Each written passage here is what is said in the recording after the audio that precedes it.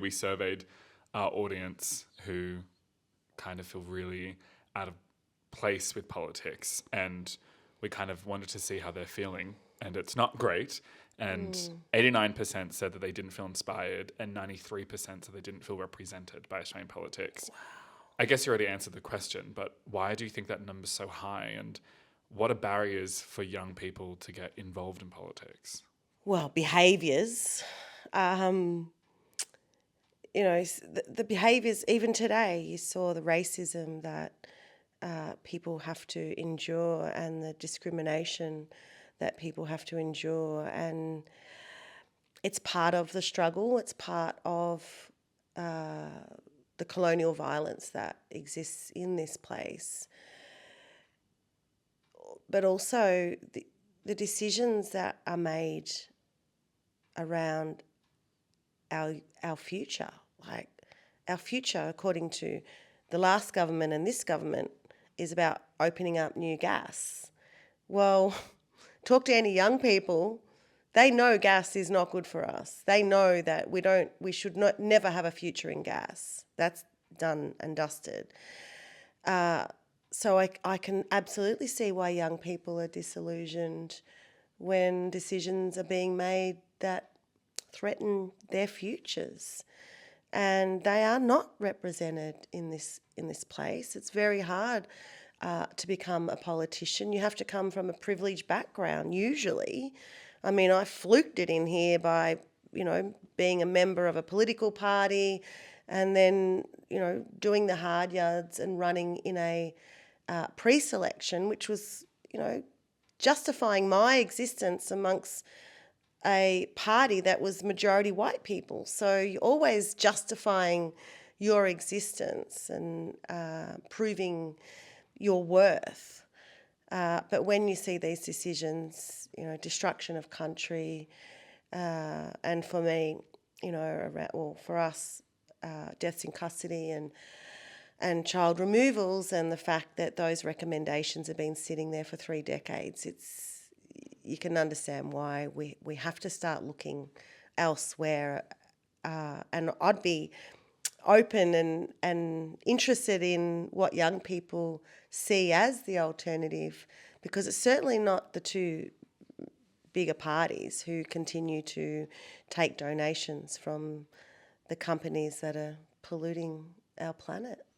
Well, we actually asked what people, how people felt about Labor and the big parties and who they were actually inspired by, and there's maybe one answer for Labor. The rest were all Greens, independents, like minority parties. You were mentioned quite a few times, and it's really, I think, that focus that so many of us, we're seeing that, and we're looking at this, and we're looking at all these different crises that are happening at once. And as you were saying with gas and stuff, we look at the environment and we read that we're blowing past 2 degree, 3 degree warming, and then we have gas approvals, and then we see that the government care about First Nations people, and then all of a sudden there's a gas well in our land. And I pose these questions to both Tanya Plibersek and Chris Bowen, and both kind of skirted away from it. And I suppose I wanted to get your perspective on how it's been to witness that from inside Parliament and keep going through all that and see all that happen and still advocate strongly for our land and our continuance of our culture here.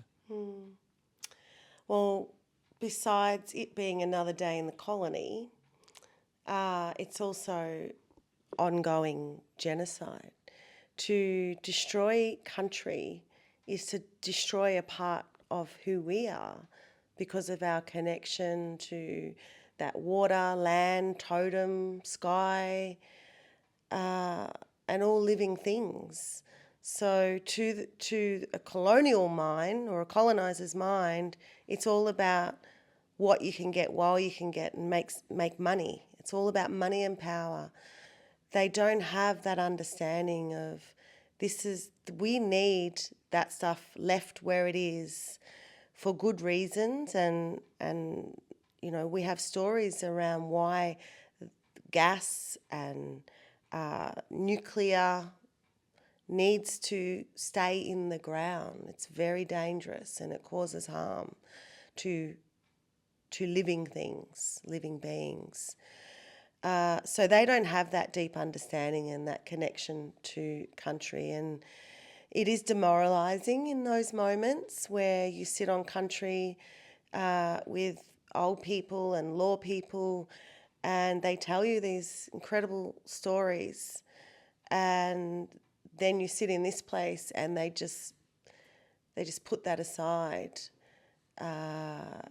with the stroke of a pen.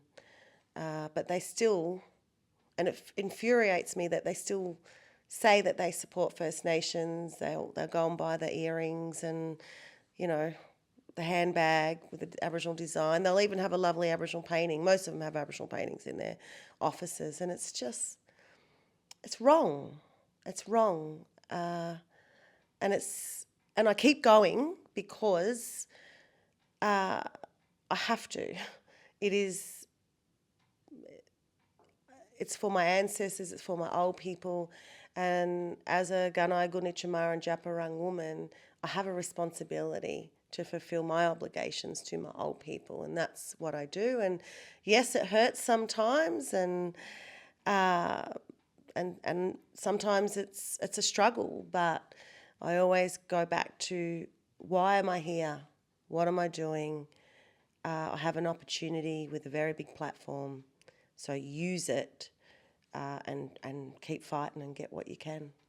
Speaking of using it and fighting, you're very critical of the Labor's budget that was handed down a few days ago. What was something that you really took issue with from the budget, and what did you hope that they had included in the budget? Funding for legal services, particularly Aboriginal legal services. We're in a crisis out there. They've underfunded.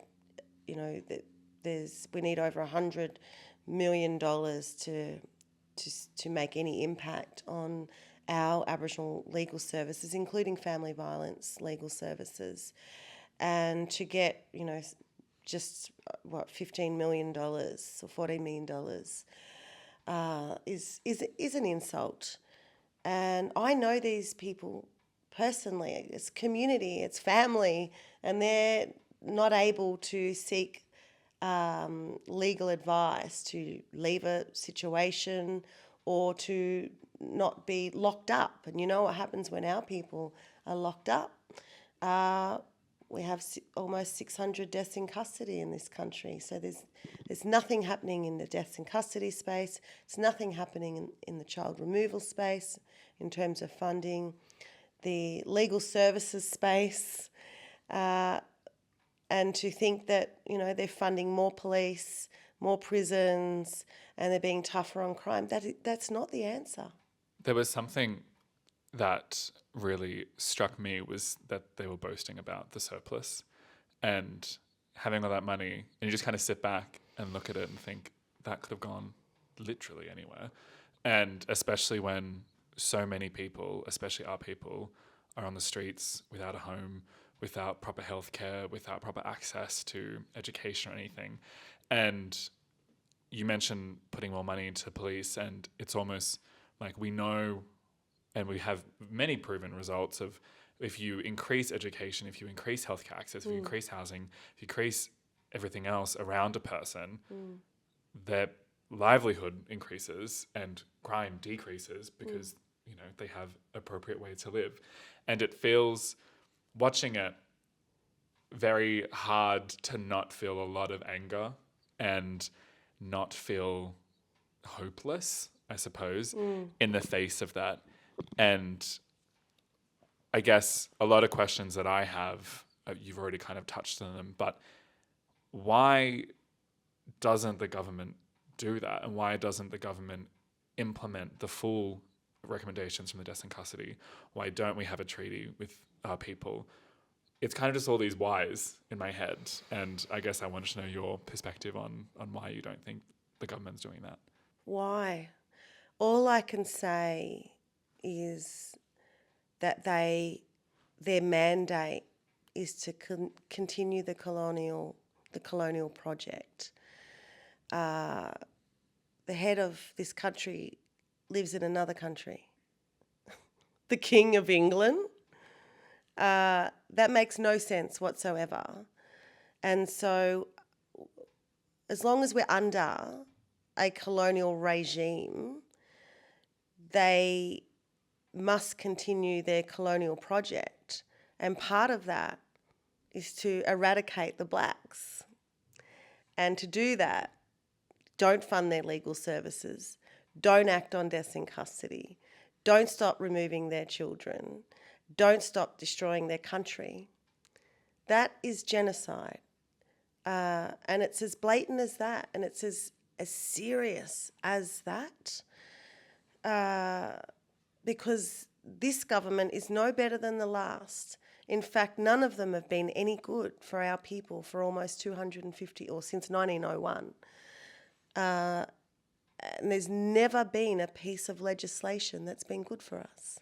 Not one piece of legislation, even though they've said it's going to be good for you, like the Northern Territory intervention, like stealing children. It was all to be good for us, so they said. But that's the only reason I could say that is the problem. We need to have a treaty to sort that issue out of this illegal occupier called King Charles. We need to get rid of him, and we need to have a treaty so that we as a nation can mature, can tell the truth to each other as a nation, understand it, heal from that horrible truth that we know about. But we can't move forward unless we go through the steps of owning that true history, so we can move into a treaty and have some peace in our lives. So it's not impossible. It can happen. I understand the feeling of hopelessness. I see that amongst our people too often. I'm not going to allow that hopelessness to set into my... I don't think my ancestors are letting that happen. That's why I'm just the wild, black, angry woman all the time. And I don't mind that label. I mean, I am angry and I have a lot to be angry about. And if I have to wear that label, then so be it. But I'm not going to back down. I'll continue to fight for treaty. And I'll continue to call out the colonial project and its oppressive regime against our people, and ultimately against their own in this country, because treaty is what is good for everybody, and the decisions we make as Aboriginal people who've been here for thousands of generations, they are good for everybody. We're more inclusive, we're more holistic in our approach. We don't just say, here's a job, but don't worry if you don't have a house, or you're not well. We look at things holistically, so the whole person.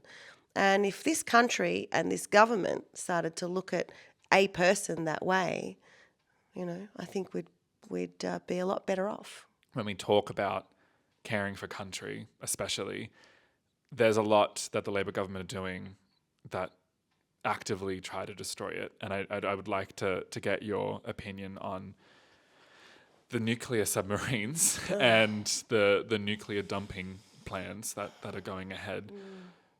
What do you make of those things? They don't tell you everything, Whatever you see the politicians talking about, particularly from the government, it's not the whole truth. There are hidden agendas, and the nuclear subs are one of those. And the fact that we have opened the doors for nuclear waste from the UK and the US to come here, no one knows about that. It is massive. And usually waste goes on Aboriginal land. Well, it's all Aboriginal land, but where Aboriginal people are living, is where they always want to dump that nuclear waste. And we've had a number of communities fighting back against that for decades. But there is a real concern here that this government hasn't closed any loopholes for or denied the fact that the US and the UK, through AUKUS, can dump their nuclear waste here. Nuclear waste is something that's very dangerous, as we know, but spiritually it's even more dangerous. It's not something you take out of the ground for very good reasons. And we don't need to be investing in war machines either. I mean, there's so many reasons why these nuclear subs are not good for this country. And yeah, if we could keep the pressure on and keep the nuclear waste out of this country, then that'd be a good outcome. Or Australia's really tough on crime and running the war machines right now and are kind of emboldened by their US mates, and that's a bit scary. Speaking of the connection of, I mean, not even connection, just following along with the US, you've been very critical of the lack of aid for Gaza, especially in this budget. I guess, how has your perception of Labor's portrayal of what's going on in Gaza, and especially with the continual support of Israel in and amongst everything that's going on? They're simply complicit in genocide. The Australian government is complicit and guilty of genocide against us as First Peoples, and that's defined under the UN Declaration on genocide. But also, they're also complicit in the genocide of Palestinians, and it's just unbelievable. To be honest, it's unbelievable. It's like these people must walk around with their eyes closed. I did think Labor was better than what I've seen since they've come into power, but they aren't. They're no better than one another, the Coalition and the Labor Party. When they want to get really dirty legislation through the Senate, they just team up together. They don't worry about the crossbench or the Greens. They just know that if they need to get tough on crime, they're going to get that over the line because they'll have the Libs in tow, and that's where we do need more minor parties, and independents, but progressive, good thinkers. It's an eye-opener in this place, and I did think that we'd be stronger as a country against a genocide unfolding in front of our eyes every day. Innocent Palestinians. This is not about condemning Israelis. This is about the Israeli government and what they are doing. It's not about being anti-Semitic. It's about human rights. It's about I don't know, stop killing children and women and genociding in front of the whole world and thinking it's okay. It just seems okay out there, which is hard for everybody, including me, to fathom. So I struggle myself with what's going on, and I think about my ancestors and what they endured in the invasion of this country. But I also see the effects of genocide today in our people, and just think about Palestine. What do you make of the student encampments, and I mean globally, but also in Australia, in support of Palestine and the students standing up to not only their universities but governments as a whole? I support students protesting against genocide and standing up against injustice. So absolutely, I'm heartened to see so many students and young people coming out in support. So I think that's frightening for the government to see young people activating, because young people vote and young people are our future. So I think the more pressure we can put on from every angle, we need to expose the genocide. So I support those students in those campuses, and I was hoping that the universities would have done that as well. But they're also complicit in a way for not allowing truth to be told. I wanted to ask and get your opinion on, there's quite clearly a crisis of violence against women in this country, and that's undeniable. But there's also a crisis of murdered and missing black women across Australia. What should the government be doing to not only better protect women, but especially First Nations women, and make sure they aren't falling through the cracks and their cases are going cold?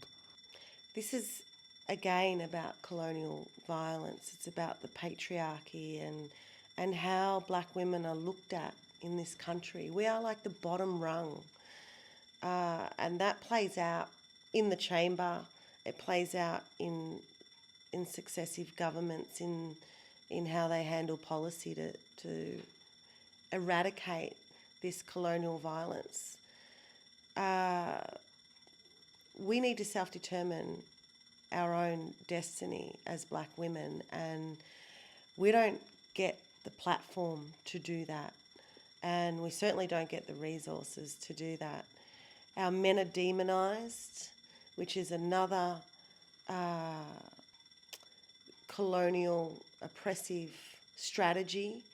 It's not about demonising our men. It's about allowing our families to prosper and flourish like every other family seems to do in this country, except for, black families or migrant families. And it's been an ongoing issue for 250 years. Black women are the target. And this government talks about gender equality and violence against women like we don't exist. So we need to have our standalone strategy, which we've been calling on, and I know that they've recently had a meeting, but it's little too late. And we need to look at the systemic racism that exists within the structures that we're meant to go to for help. Our women do not call the police for help. I'm one of those women. I didn't call the police for help. And I know many other women, black women, who don't do that because they will have their children taken away, or they'll be seen to be the perpetrator. So we have to address the systemic racism that still exists in all facets of our everyday lives: education, health, police, the list goes on, courts. I want to say that so much of Australian media and politics always focuses on narratives of us having defeat and deficit and things like that. But I want to get your perspective on how we can bring more black joy and life and culture and vibrancy, not only in this colony, but also in this building here. Well, we need a treaty and we need truth-telling. Treaty is something that I think is going to be wonderful for this country. We can have everybody learn from the oldest continuing living culture on the planet. I think that's something to celebrate in itself. And in this building, there's a lot of work to do in this building. I mean, I did ask for a fire pit. I said I felt culturally unsafe. I need a fire pit in winter. I had a few white fellas backing me up on that one too, because they wouldn't mind standing around the fire. But imagine if the whole parliament walked out and stood around a fire and had a conversation about what we can do to actually do good in this country. Mm-hmm. I think it would make a little bit of a difference. It's going to be hard to decolonise this building. There's too many old white men in here that think they have all this power to maintain that colonial project going.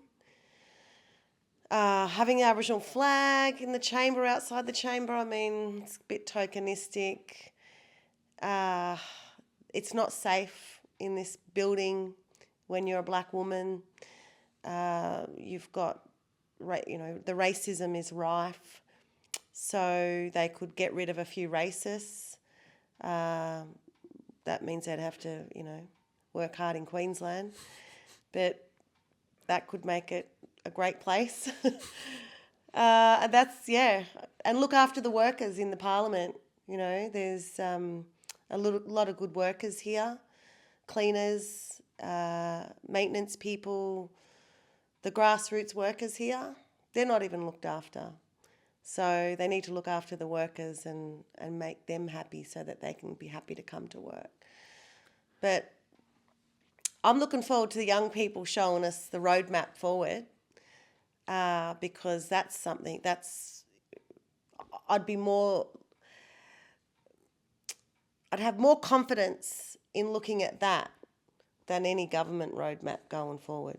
Well, I was going to say that, I mean, obviously earlier I said that you bring so much hope for me and other mob. And I mean, my housemate who is quite involved in politics, she has you on a mood board in her room and has so many years. And it really is something to us that whether you feel it or not, and obviously it's hard being one of the only black women in this building, but there is a real power. And when you first came in, we all felt it on the outside, and so many of us and so many friends felt it and felt the inspiration, and it felt like you had lit this torch. And now we can continue to carry that. And I wanted to kind of know, obviously you're saying bring more of us in, but how do you think we can kind of charge the doors down, so to speak, and have more of us here and feel more represented and feel like there's more of us